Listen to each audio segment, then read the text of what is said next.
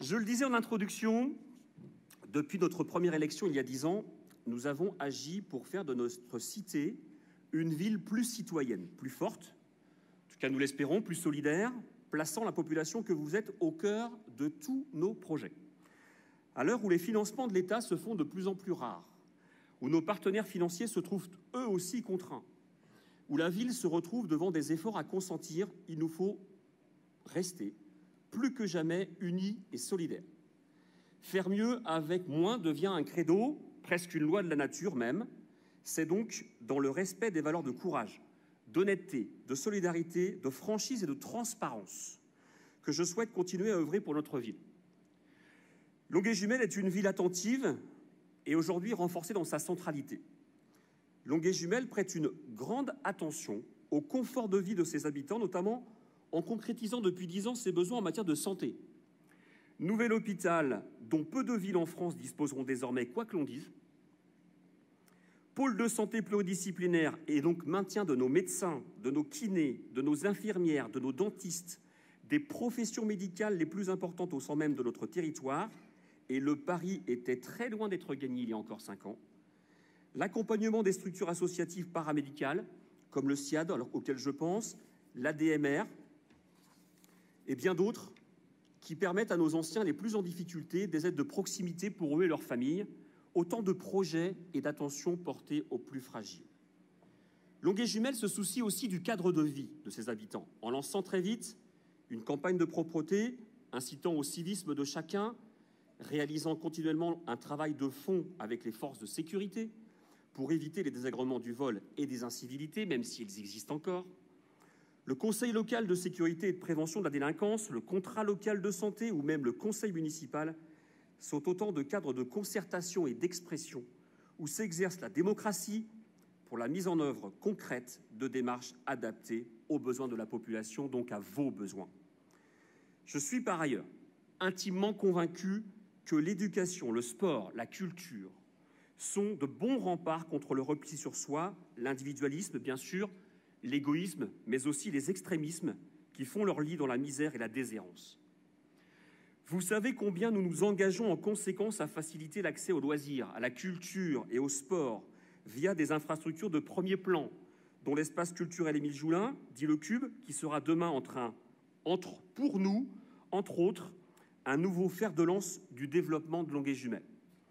De plus, le nouveau site internet de la ville permet de mettre en valeur et renforcer le dynamisme des associations qui disposent désormais de pages qui leur sont réservées.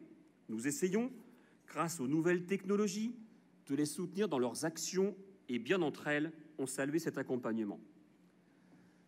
Loin d'être la belle endormie, Longueuil-Jumelles se projette avec certitude pour un avenir meilleur. Et pour le faire, il faut bien entendu disposer d'une gestion saine et rigoureuse que l'on évalue d'abord à notre capacité d'épargne chaque année, c'est-à-dire très simplement la différence entre les recettes et les dépenses de l'année précédente. Pour 2018, nous dégagerons plus d'1 150 000 € d'épargne, donc d'autofinancement, autant d'argent qui nous permettra donc de réaliser les investissements 2019 que j'espère pouvoir maintenir sans emprunt. Une année donc parfaitement maîtrisée au regard de l'évolution constatée de cette épargne annuelle depuis 2008, et donc une année 2018 que nous avons parfaitement su maîtriser, puisque vous le voyez dans le graphique sur le graphique qui est derrière moi, nous avons atteint des niveaux d'autofinancement comme pratiquement jamais nous ne l'avions réalisé depuis 2008. Et ce, malgré des dotations de l'État en forte baisse. La radio, la télévision, le président de la République, son gouvernement nous annoncent chaque jour qu'ils font encore et encore des efforts pour que les communes, notamment les nôtres, plus rurales, aient les moyens de vivre. Voici les chiffres exacts pour Longueuil-Jumelles de ce qui nous a été retiré en dotation d'État.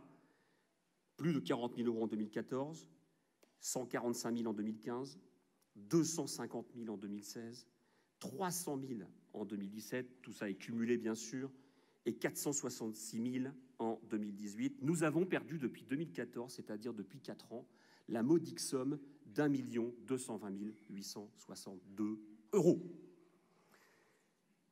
Couplé à une agglomération qui ne redistribue plus de fonds de concours, c'est-à-dire de subventions que nous recevions de l'ancienne communauté de communes Orlonguet pour des travaux de voirie notamment, c'est plus de 2 millions d'euros qui nous manquent aujourd'hui pour investir, et c'est autant d'argent qui ne repart pas dans le circuit de notre économie locale, notamment au profit de nos artisans et de nos entreprises.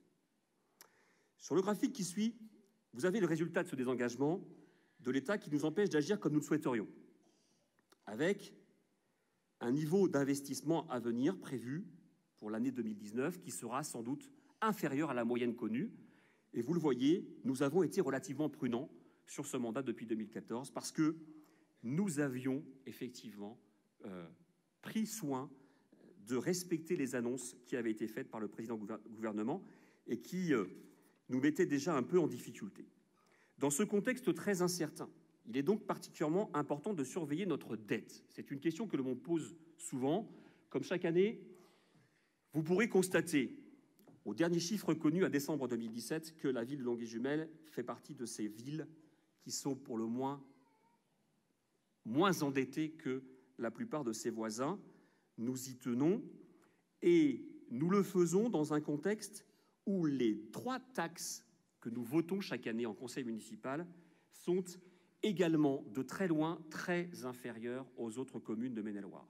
Sur la strate qui est la nôtre, la ville de Longueuil-Jumelles est sans doute celle qui paye le moins d'impôts en termes de foncier non bâti et de taxes d'habitation. Et nous poursuivrons en ce sens en 2019. Grâce à ces très bons chiffres, il est donc possible de se projeter sereinement vers l'avenir. Le prochain mandat verra sortir de terre 2 très grands projets structurants portés par l'agglomération de Saumur, que sont le futur espace aquatique couvert, ainsi qu'une médiathèque en lieu et place de l'école Victor Hugo, 2 projets d'une valeur qui approchera les 10 millions d'euros, à comparer aux chiffres que je viens d'évoquer sur notre capacité annuelle à investir, aussi pour dire que Longueuil-Jumelles verra alors enfin le retour des impôts prélevés par l'agglomération sur notre territoire, 2 projets qui manquent encore à Longueuil-Jumelles pour disposer alors de tous les services nécessaires à son développement. La voirie sera aussi à l'ordre du jour du prochain mandat, avec des reprises en campagne ou des améliorations, comme pour la route de Saint-Martin, par exemple, ou celle du Pont-Poiroux, auquel je pense. L'ancien hôpital a trouvé preneur. Le permis de construire devrait être déposé cette année et les travaux pourraient débuter dès 2020. Une résidence senior devrait être proposée, ainsi que de nouveaux logements pour plus de mixité entre nos plus anciens et les jeunes générations. Mais le travail le plus important de ces 6 prochaines années devra être celui de nouvelles propositions de terrains constructibles. Nous devons en effet imaginer que Longueuil-Jumelles dispose d'environ 500 habitants de plus entre 2025 et 2030. Nous ferons ce qui est nécessaire pour que cela soit le cas, au profit de nos écoles, au profit de nos commerces et au profit tout simplement du dynamisme de notre ville. J'ai toujours fait en sorte de mener une politique qui permette de valoriser notre patrimoine, y compris le vôtre individuellement. N'oubliez jamais qu'une ville dynamique, encore une fois, qu'une ville qui dispose de toutes les infrastructures en matière de santé, de sport, de culture, une ville où les commerces sont présents. Et j'invite sur ce point chacun à prendre conscience que nous avons réouvert une supérette en centre-ville qu'il ne faut pas à nouveau laisser mourir. Une ville où la sécurité est une priorité. Notre premier adjoint l'a rappelé. Une ville qui dispose de zones industrielles conséquentes, est une ville dans laquelle la valeur de vos maisons, de vos biens, de votre patrimoine progresse. Depuis quelque temps, de nombreux jeunes ménages viennent s'installer.